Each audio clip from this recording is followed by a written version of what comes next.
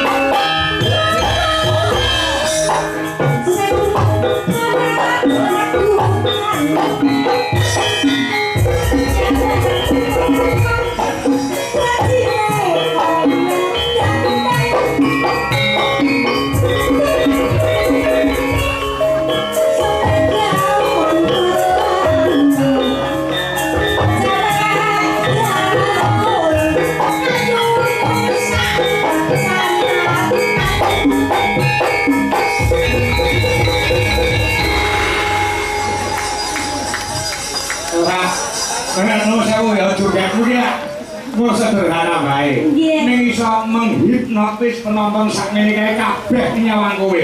Saya mbae sing anak dhewe iki ngerokok saya banget. Sabudi. Nak dhewe lho. Iya, Ayo. Biru lho. iki ora cepet apa tangane buyutan kuwi. Ora mau biasa wae nek sing ngajeni saiki kok biasa men ngerokok. Ini. Barang sing joget kowe karo nyawang kowe. Kowe kata-kata nggih. Obae wong entek karo. Alah ya. Berarti kowe iki nak jantung nuwun sewu ya. Nek mun joget sederhana, bentukmu ya mung kaya dangkel jati. Aku gak penak. Lah apa? Sinden didhawuhi Mbah Rasimen. Rasim, ora nganggo men. Lah iya. Rasim tok ora nganggo rasim. Sing ngomong sapa? Awakmu nganggo men. Aku kok. Heeh. Sopo? Lah iki mau rasimen. Lah iya. Lah iya, salah. Aku sapa sing salah? Awakmu sing salah. Awakmu. Ora nganggo men. Ora ngomong. Nganggone plus. Nganggo plus. Plus dari sebenarnya tahun ngarep gak menang. Iya. Mbah Rasimen. Rasim. Rasim. Kowe ora wis ning omahe to? Sampun istripun. Alhamdulillah, kan kula wau saking Sragen. Terus jam 8 wau dugi petengan wau. Kok petengan? Ala sak derenge iku ora petengan. Padangan. Padangan aku kula jam 8 wae. Wis peteng. Oh, sebatang dari tengah mana petengan? Petengan. Terus bablas? Belas. Terus ke dalem Mbah Rasimen. Wah, luar biasa. piye? Saya elak, mau pendopannya anyar. Susun kayune padha kaya nggonku. Tumpuk sarang tok dadi. Omahmu tumpuk-tumpuk sawange. Nggih. Apa sing mau pelakon ya? Pelakone iso. Hebat. Nah, ya luar biasa. Mbah Rasimen. Rasim, ora nganggo men. Lah ya Mbah Rasim. Mbah Rasim iki ora arogan. Selalu ikhlas memberi. Ibadah menjadi nomor 1. Betul. Mbah Rasim. Rasim. Ayo. Moga-moga tambah rezeki, panjang yuswa, sehat selalu, anggone dono rasa. Nyeneng-nyenengke keluarga ageng pojok watu. Sing disenengke muga-muga tansah semangat, tambah sehat. Anggone tetanen yo tansah dadi kasil sing apik, sing barokah. Amin ya rabbal alamin. Amin. Aku sowan rene mau rada amang-amang lho, Biung. Kok agak amangan ini kowe berarti sing piro to? Sampun kaping 3 menika. Ping 3 iki ya? Nggih. Lah ya mesine apa kok dalan rene? Kok dadak amang-amangan ki apa? Amang-amangan ngaten ceritanipun Pak. Sing pertama nika. Sing pertama rek enek kejadian banku bocor. Ngarep sing kiwa. Sing keloro banku bocor sing mburi tengen. Aku karo mangkat sing ketemu opone sing bocor ya. Terus? Wedi aku mangkat dia aku telone daleme Mbah Rasim tenan. Sing bocor apa? Kamisal kuwi bedah tak sebentar. Iya apa sing penting Terus enek kejadian dadi kok kene iki anggone foto Mbah Rasim daharan kata aku seneng. apa sing senengi? Maem akeh lho enek foto enek jalanan enek sedo aku seneng. Maem akeh kamisalku gak sedeng sampean. Ngono. Perkara umane kakean. Nggih. Berarti yo jangan desa ki malah disenengi wong pirang-pirang kok. Aku mau mangan nganti mbok pindho. Nggih. Kok nek nyuga to luar biasa. Leres. Awake dhewe koyo dianggap tamu ki dianggap raja ngono. Nek anggone Mbah Rasim iki nek wis rene wis kaya dibulure dhewe. Iya. Dengan tau tak dioleh-olehi pipo gading kok. Betul. Lah nggih, kula mriku wau iki aku madake. Apa? Ya karo dangkal jati mau lho. Sing kok ligui kok. Nggih. Nek jangkel jati kono pirang-pirang. Kursi sultan. Kursi sultan. Kamar mandine kok. Selang tok nek ciduke. Kabeh nganggo shower kok. Nganggo shower lho. Shower. Shower. Kamar mandine nang pase. Lah ya. Yang Rasim, matur nuwun Mbah Rasim. Nggih, piye ya terus nggani. Nganti padang nganti selesai. Nggih. Dia nyambut gawe kerepotan kesibukan ini. Dan Mbah Rasim orang Jakarta begitu ditinggal, prung untuk menyenangkan warga masyarakat Pojok Watu mongko sesuk-esuk kudu bablas nang Ayu Jakarta lho kaya ngono kuwi lho luar biasa kesibukan yang sangat padat iya tapi ora ninggalke karo nggone dhewe betul tetep iso nyeneng-nyenengke karo keluarga hakim kene iya sowan ana kene iki sok harapanku harapane muga-muga iso nduwe dangkal jati Kawanan. Gowo terus aku dikeki. Ah. Besok gowo kalimo. Wah. Nek syaratnya itu sungginen dhewe. Saya ceper kok ngomong dangkal jati. Ah ya. Nggih. Makanya sukses selalu untuk beliaunya dan semua warga masyarakat Pojok Watu ya Kak. Nggih, amin. Nah, nyatane udane kaya ngene masyarakat tidak beranjak dari pelenggane padha tirakatan. Besok kami antusias nggih Pak nggih. Kabaripun sae.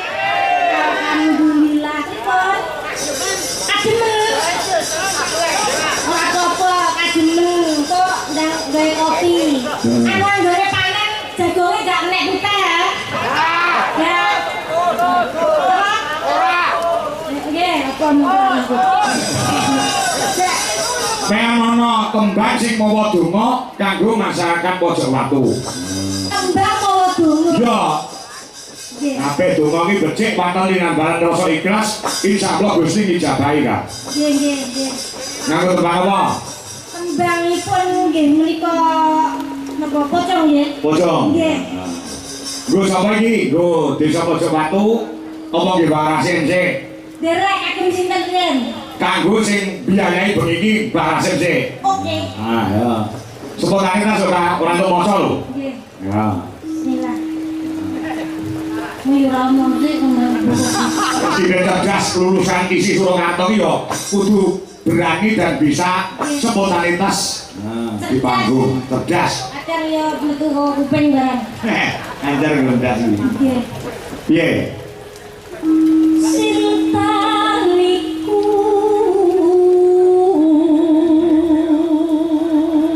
Terus Rek gondrong katon mlebu. arek kok gondrong iki rambut gondrong. Terus Mbah Rasim asmanyo.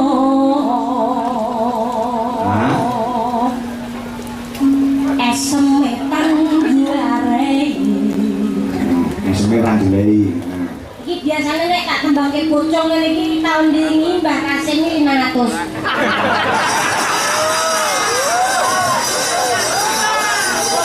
Lah kok duwe aja kuwatir karo Mbah Rasim.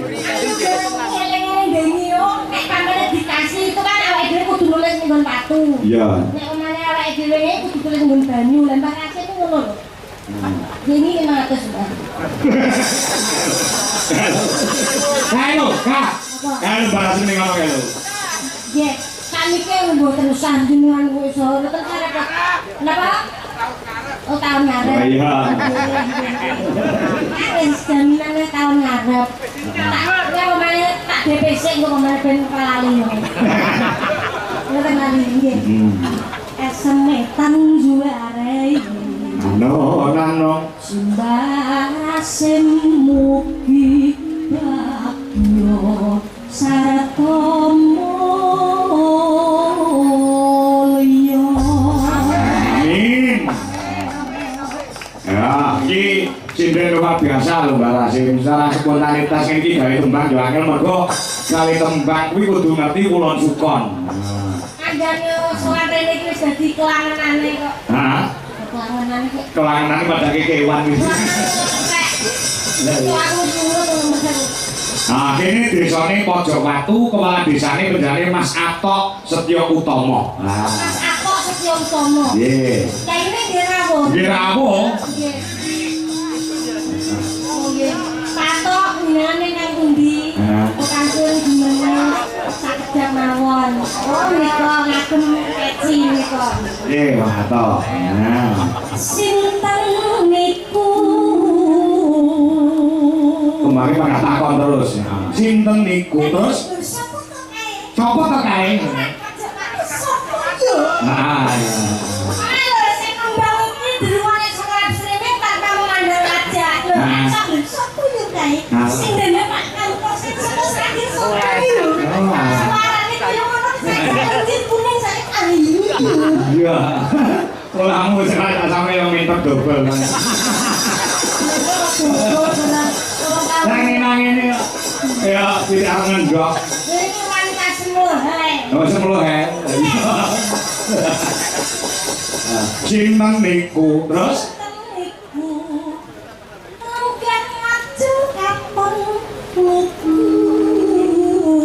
lugu, dari para desa itu untuk aneh-aneh kok, ya melu pantok kuwi. Prasojo. Ya. Patok. Patok asmanyo.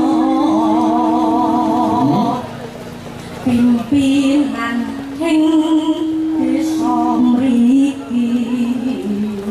Nah, ojo watu.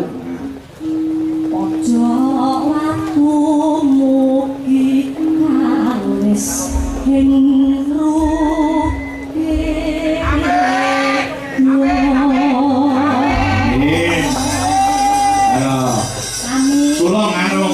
bagian kamera diarahkan kepada Mbah Rasim. Men wong sak dunia ngerti sapa to sing bengi iki mensemposori utama untuk pagelaran.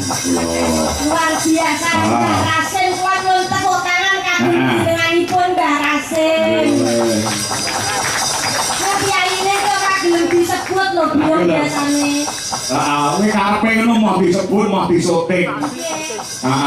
Ning masyarakat sak antero dunia pada menyaksikan kan Udakara 2000 lebih pasang mata sing menyaksikan lumantar live streaming YouTube Dojolas Indonesia kaya ngapa to wujude penjane Mbah Rasim. Oh ngono. Ireng. Ireng tapi manis. Ya benar kan kamera. Kamera nih guys. Sotek Mas. Mbah Rasim piyambakipun. Pahlawan masa kini. Pahlawan budaya. Lestari budaya. Kemangnya dibacanya apa Kak? Derek, gue mengambil tentang bukan apa Mbah Rasim. Bukan yang kakek. Iya. Kenapa derek menjadi dia? Ini assalamualaikum warahmatullahi wabarakatuh. Juru masak nyuwun gending langgam kapan Bali kali ninggalkan tresnan sambil dipunaturaken kula Mbah Woto mugi pangangka tambah sehat pinaringan rezeki ingkang kathah amin. Narokah mekaten doanipun ibu-ibu juru masak lah. Juru masak iki mesti diaturke pamundhute ninggalkan tresnan karo Mbak Elisa karo Salaso. Nggih. Uga menika saking assalamualaikum pangangka tumpuk monitor saking Surabaya Mas Ilham go Pak Waris Sugiono ingkang makan wonten ing Surabaya. Mas Joko bilang kenceng derek nyimak Mas Dalang nggih. AM Mania, Angel Mania. Saka Jakarta Mas Sukri Hola Joko nyuwun tampile pengendang wedok Dojolas Indonesia. Ana ya, ana ayo aja. Pengendang wedok. Ana pengendang wedok. Iki pesenane Mbah Rasim nggih. Nggih. Nggih. Anu adek Lili. So. Lili. Loh, Liliput. Lili cumpe to. Ayo. Kakek ku Lili sapa ketimu nomor kok Lili tumpe. Ya enggak aja. Nah, ngendangan lho. Nah, pakai tansah kebiaran. Nggih, matur nuwun. Boten saged kula waos sedaya pamundhutipun kuwatasan sing nyuwun lagon langgam sithik mengko dibadheke sandambute Kak. Nggih. Mau ana sing nyuwun lagon modang kuning. Modang kuning nggih. Nggih, penampilan uga Mas Tarno Tania Jaya ing Monon Jakarta. Ugi kanca-kanca PBKD penggemar wayang Ki Dwi Jongangko dimanapun berada. Dan kantor kanca-kanca BMC yang ada di lokasi wayang Maniak Community. Anak-anak wedok sing ana live streaming Gergita Rahma, Fani, ya Landi Oliani, ya ayo. Menika saking Mbak panitia. Nggih. Wonten sawer kagem Mbak sing ngendang. Oh, ada. Nggih. Jeneng Mbak Jombe. Ya. Wis karo aku iki lho. Berarti karo aku barang. Kuwi rotasi lho kok semele ae. Ya. Kasih cuma lah. Nah, kodang kuning sing disebut. Esok awan. Ayo, ini penggemarmu sama Jakarta masuk nih loh, Coloko, ngomong lebar. Iya, coba kayak apa? Yuk. Esok awan ning omah wis ora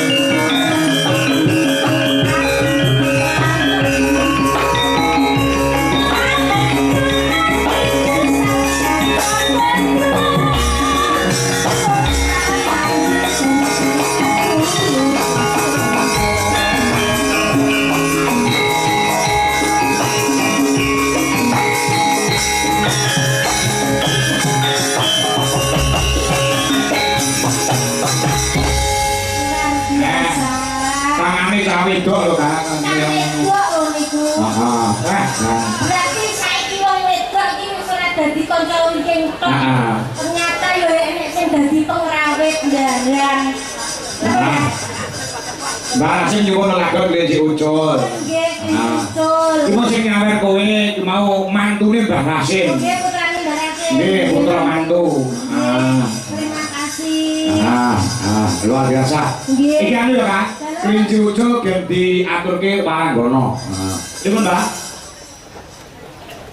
Wah, ya. Leci Ucul sing disuwun. Nggih. Nah, sampeyan isi hasik kanca-kanca Beli Solaras Indonesia gen tampil. Nggih. Niki kok besar nggih. Boleh.